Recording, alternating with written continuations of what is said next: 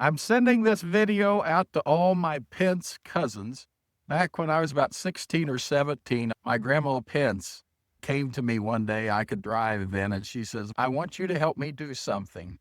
She said, when my dad died back in 1923, she said, we had no money. And she said, he was buried in a potter's field in the Fairview Cemetery in Joplin. And she said, he doesn't have a tombstone. And she says, I want to get that done. And so I brought her out here to the Joplin Fairview Cemetery. And at that time, there was a little shed out here for a guy that took care of the place. It's gone now.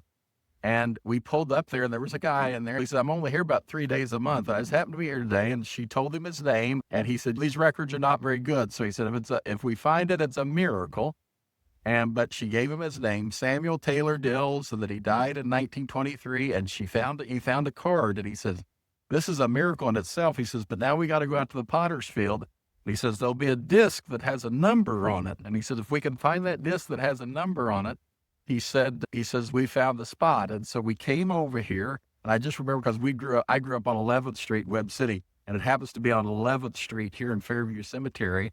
And we came out here, and look what we found. We found that little disc, and we had a number on it. And then my grandma Pence, she paid to have a tombstone laid here, and this would have been back probably in the late 70s or early 80s, of her dad, Samuel Taylor Dills, born March the 10th, 1866, and he died on March the 21st, 1923, and he's buried here in the Fairview Cemetery in Joplin, and I'm his great-grandkid, and I brought his great-great-grandkids, Carter and Abe, out here so I could show them where their great-great-grandpa was buried. So sending this out to my cousins. They probably didn't know this story.